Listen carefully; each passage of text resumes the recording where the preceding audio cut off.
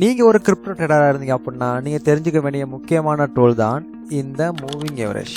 Moving எவரேஜ்னு சொல்றது மார்க்கெட்ல ஒரு ஸ்பெசிபிக் டைம் ஃப்ரேம்ல நடந்த கேண்டல்களோட சராசரி பிரைஸ். இன்னைக்கு நம்ம இந்த வீடியோல என்ன பார்க்க போறோம் அப்படின்னா மூவிங் எவரேஜோட பேசிக், இதுல நம்ம யூஸ் பண்ற கீ ஸ்ட்ராட்டஜிஸ், நீங்க எந்த டைம் ஃப்ரேம்ல என்னென்ன மாதிரி மூவிங் எவரேஜ் யூஸ் பண்ணலாம் அதை பத்தி நம்ம இந்த வீடியோக்குள்ள பார்ப்போம். இப்போ மூவிங் எவரேஜ்ல நிறைய டைப்ஸ் சரியா, ஆனா மோஸ்ட் ஆஃப் த ட்ரேடர்ல எல்லாம் யூஸ் பண்றதும் இந்த எஸ்எம்ஏவும் இஎம்ஏ தான். எஸ்எம்ஏன்னு சொல்றது சிம்பிள் மூவிங் எவரேஜ், இஎம்ஏன்னு சொல்றது எக்ஸ்போனன்ஷியல் மூவிங் எவரேஜ்.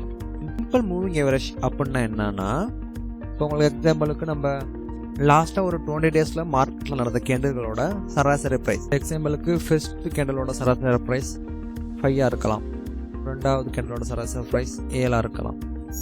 இப்படி லாஸ்ட்டாக நடந்த 20 கேண்டல்களோட சராசரி ப்ரைஸ், மொத்தமாக உங்களுக்கு இந்த இடத்துல 20 கேண்டல்ஸோட சராசரி ப்ரைஸ் வந்துடும். இதை நம்ம 20ஆல் பிரிச்சோம் அப்படின்னா நமக்கு ஒரு விடை கிடைக்கும் சரியா. இதுதான் இந்த இடத்துல மூவிங் எவரேஜா நமக்கு கிடைக்க போறது. அதே மாதிரி இந்த எக்ஸ்போனன்ஷியல் மூவிங் எவரேஜ் என்ன அப்படின்னா, இதே மாதிரி உங்களுக்கு லாஸ்ட் நடந்த 20 கேண்டல்ஸ் எவரேஜ் பிரைஸ்ல லாஸ்டா ஒரு 5 to 6 கேண்டல் 16, 17, 18, 19 இந்த மாதிரி கேண்டல்ஸ்க்கு அதிகமான ப்ரையாரிட்டி தரும்.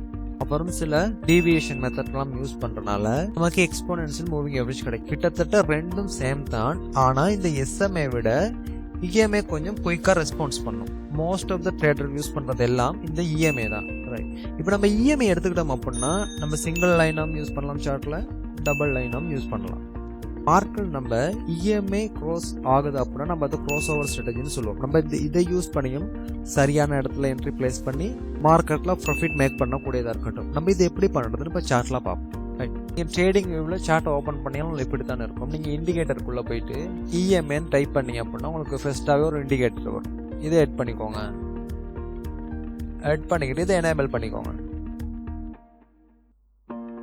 நம்ம எல்லா லைனோட திக்னஸையும் கொஞ்சம் அதிகப்படுத்திக்கலாம், அப்போ விசிபிலிட்டி இன்னும் அதிகமாக இருக்கும். நம்ம எக்ஸாம்பிளுக்கு 50 இஎம்ஏவை எடுத்துக்கோம் ரைட். இந்த 50 இஎம்ஐ இந்த இடத்துல என்ன ஷோ ஆகுது அப்படின்ட்டா லாஸ்ட்டாக நடந்த 50 டேஸோட இந்த 50 டேஸோட எவரேஜ் ப்ரைஸ் தான் நமக்கு இந்த இடத்துல காட்டும், 1,09,502. அதே மாதிரி நீங்கள் ஒவ்வொரு இஎம்ஐ எட் பண்ணுறப்பையும் இந்த இடத்துல அதோட எவரேஜ் ப்ரைஸ் மாறும். இப்போ 20 நம்ம எட் பண்ணோம் அப்படின்னா லாஸ்ட்டாக நடந்த 20 டேஸில் இதோட எவரேஜ் ப்ரைஸ் இந்த இடத்துல ஷோ ஆகும்.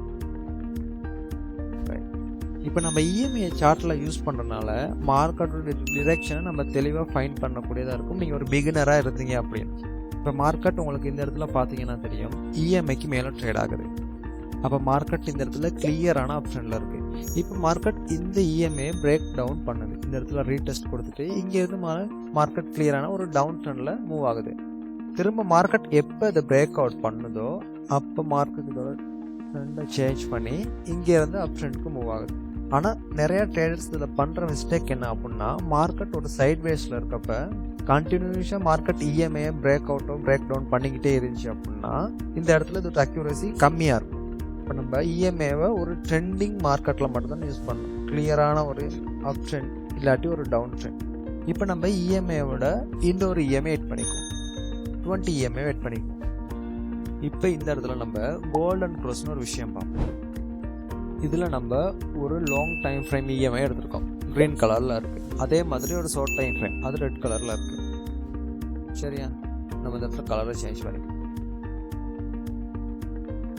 மார்க்கெட் இப்படி ட்ரேட் ஆகுறப்ப ஒரு லாங் டைம் ஃப்ரேம் இஎம்ஐவை ஒரு short time frame EMI break out பண்ணோம்னா இதை நம்ம சொல்லுவோம் கோல்டன் க்ரோஸ் அப்படின்ட்டு. அப்போ இந்த ஏரியாவில் இருந்து மார்க் புல்லிஸாக மாறும். அதே மாதிரி சேம் கான்செப்ட் தான் ஒரு லாங் டைம் ஃப்ரேம் இஎம்ஐ இருக்குது.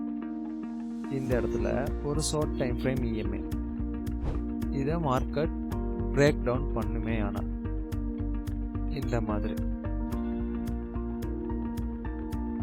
இந்த ஏரியாவில் பிரேக் டவுன் பண்ணுமே ஆனால் இந்த இடத்துல மார்க்கெட் பியரிஸாக மாறக்கூடிய சான்ஸ் இருக்கு. இப்போ நம்ம இந்த லைவ் சார்ட்டில் பார்ப்போம். இந்த ஏரியாவில் பார்த்தீங்க அப்படின்னா 21 இஎம்ஐ 50 இஎம்ஐ பிரேக் அவுட் பண்ணியிருக்கு. அப்போ இந்த இடத்துல இருந்து மார்க்கெட் புல்லிஸாக மாறி இருக்கு. உங்களுக்கு அடுத்த டெத் க்ரோஸ் கொடுக்குற வரைக்கும் மார்க்கெட் புல்லிஸாகவே தான் இருந்திருக்கு. இந்த இடத்துல நம்ம இஎம்ஐ யூஸ் பண்ண மாட்டோம். ரீசன் என்ன அப்படின்னா மார்க்கெட் சைட் வேஸில் இருக்குது. இப்போ திரும்ப இந்த இடத்துல நமக்கு ஒரு புல்லிஷ் க்ளோஸ் கிடச்சிருக்கு. இப்போ மார்க்கெட் உடனே அப் ட்ரெண்டுக்கு சேஞ்ச் ஆகிடுச்சு. அதே மாதிரி நீங்கள் இந்த ஏரியாவை பார்த்தீங்க அப்படின்னா உங்களுக்கு இந்த இடத்துல டெத் க்ளோஸ் கிடச்சிருக்கு. டெத் க்ளோஸ் கொடுத்த பிறகு மார்க்கெட் இந்த இடத்துல டவுன் ட்ரெண்டாக மாறிடுச்சு. இது டவுன் ட்ரெண்டாக மாறி இருக்கப்போ நோட் பண்ணியிருக்கலாம், மார்க்கெட் பாருங்கள் இந்த இஎம்ஐக்கு கீழே ட்ரேட் ஆகுது. மார்க்கெட் ஒரு இதை ரெசிஸ்டண்டாக ரியாக்ட் பண்ணிக்கிட்டு மார்க்கெட் கீழே ட்ரேட் ஆகுது. ரைட்டா? அதே மாதிரி இந்த ஏரியா எடுத்துக்கிங்க அப்படின்னா இந்த இடத்துல உங்களுக்கு ஒரு புல்லிஷ் க்ளோஸ் கிடச்சிருக்கு. இது தந்த பிறகு மார்க்கெட் இந்த இடத்துல இருந்து அப்படியே அப் சைடில் மூவ் ஆகுது. நீங்கள் மார்க்கெட்டில் லாங் டேர்மாக உங்களோட வியூ இருக்குது அப்படின்னா நீங்கள் ஒரு வீக்லி டைம் ஃப்ரேம் வச்சுருக்கீங்க, டெய்லி டைம் ஃப்ரேம் வச்சுருக்கீங்க அப்படின்னா நீங்கள் எஸ்எம்ஏ யூஸ் பண்ணலாம் உங்களோட வியூ லாங் டைமாக இருந்தால். அதே நீங்கள் ஒரு ஷார்ட் டைமாக இருந்துச்சிங்க அப்படின்னா நீங்கள் இஎம்ஐ யூஸ் பண்ணிக்கலாம். இதில் ஒரு குயிக் சிக்னல் கிடைக்கும் உங்களுக்கு. நீங்கள் யூஸ் பண்ணுற ஒவ்வொரு டைம் ஃப்ரேமுக்கு பொறுத்தும் இந்த இஎம்ஐ மாறுபடும். நீங்கள் ரொம்ப ஷார்ட் டைம் ஃப்ரேமில் யூஸ் பண்ணுறீங்க அப்படின்னா சரியா நீங்கள் 29 இதை யூஸ் பண்ணிக்கலாம். உங்களோட டார்கெட் மிட் டைமாக இருந்துச்சு அப்படின்னா நீங்கள் 1 hour 4 hour யூஸ் பண்ணிக்கலாம். உங்களோட டார்கெட் லாங் டேர்மாக இருந்துச்சுன்னா நீங்கள் 1 day சார்ட் யூஸ் பண்ணிக்கலாம். 1 day சார்ட் யூஸ் பண்ணுறப்ப 50 EMA 100 200 இது மூணையும் யூஸ் பண்ணிக்கலாம். 4 hourக்கு 50 100 யூஸ் பண்ணிக்கலாம். ஷார்ட் டைமுக்கு நீங்கள் 20 EMA 9 EMA யூஸ் பண்ணிக்கலாம். இப்படி யூஸ் பண்ணுறப்ப உங்களுக்கு அந்த இடத்துல அக்யூரேசிங்கிறது அதிகமாக இருக்கும், கிளியரான வியூவும் உங்களுக்கு கிடைக்கும். இந்த 4 hourல 200 EMA நல்லாவே ஒர்க் அவுட் ஆகும். ரைட், இதையும் ட்ரை பண்ணி பாருங்கள். இந்த வீடியோ உங்களுக்கு பிடிச்சிருந்தா இந்த வீடியோவுக்கு லைக் பண்ணிக்கோங்க. அதோட உங்களோட ட்ரேடிங் பண்ணுற ஃப்ரெண்ட்ஸுக்கும் இந்த வீடியோவை ஷேர் பண்ணிவிடுங்க. ட்ரேடிங் பார்த்தினா நிறைய விஷயங்கள் தெரிஞ்சுக்கணும் அப்படின்னா நம்மளோட பாயிண்ட் ட்ரேட் அகாடமி யூடியூப் சேனலை சப்ஸ்கிரைப் பண்ணிக்கோங்க. அப்போ நம்ம அடுத்த வீடியோவில் சந்திக்கலாம்.